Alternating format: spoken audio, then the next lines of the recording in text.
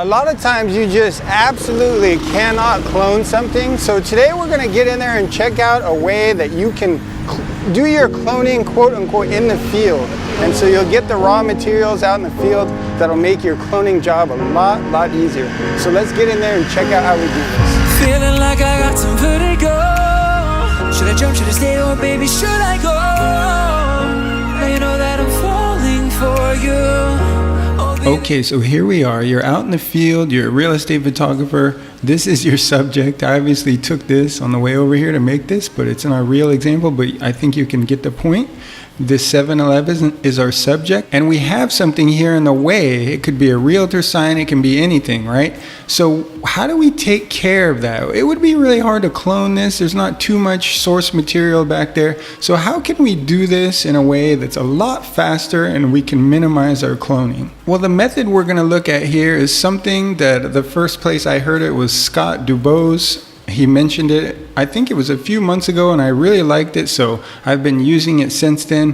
What I did was, I got my picture, I'm on the tripod or whatever, right? I just moved over, I stepped over here a little bit, a few steps to the right, and I just made sure that this area right here was in the clear. So you can see that right here.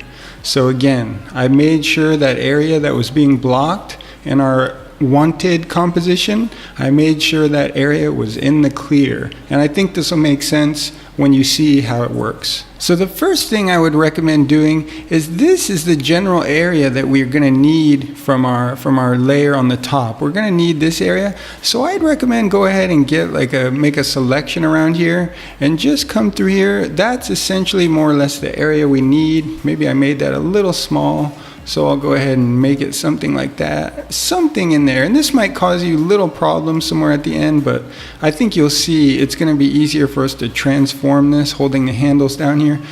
But again, you'll be able to see why we're doing this. But I'm just going to inverse that selection. And so that should be correct. And I would just delete all that. We don't need all that extraneous stuff out here, right? So the next thing I'm going to do is I'm going to get in there and go ahead and move this around.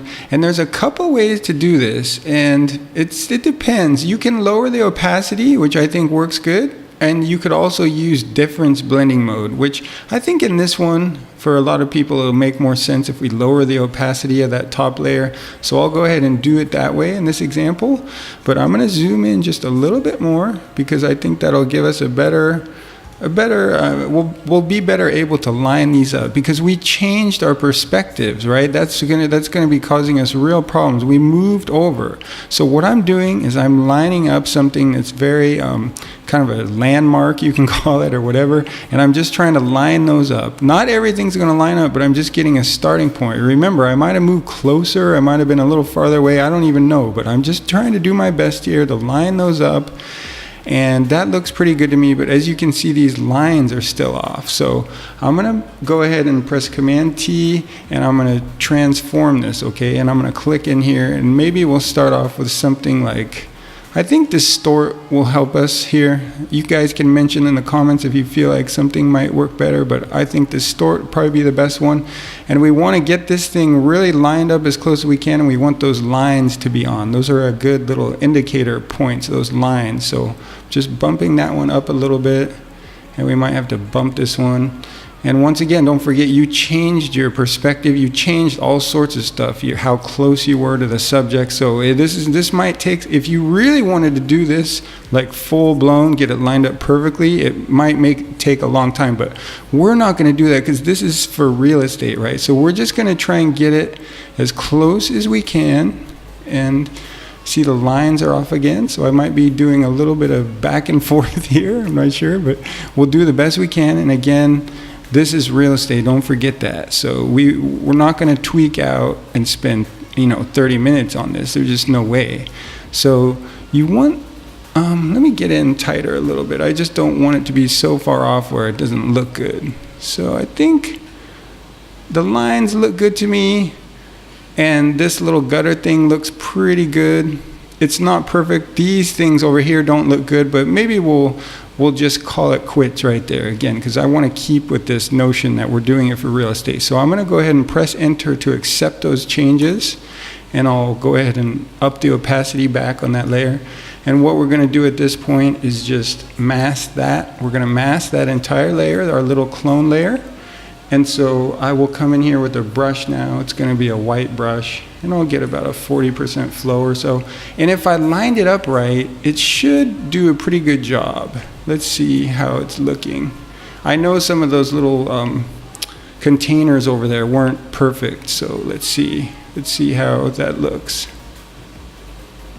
We'll see. It looks pretty good. So for our purposes, that looks good enough. See, I know it wasn't perfectly lined up over there, but that's looking good. Okay. And if I keep going down here, let's see. See, that was one of the problems that, we took that away, right? We took all those pixels out here away, but it doesn't matter because I could just get a clone layer and really easily clone this out. Okay, I could just do that really easily. Let's see how that works. It worked good. So for the next few days, we're going to be looking at some of these more advanced cloning techniques. And don't forget to drop by my website and check out my new course, Quit Your Job and Be a Real Estate Photographer.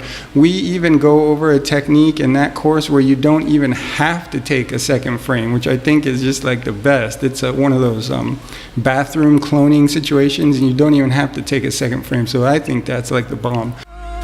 Is it trust, is it lust, or do I have to choose?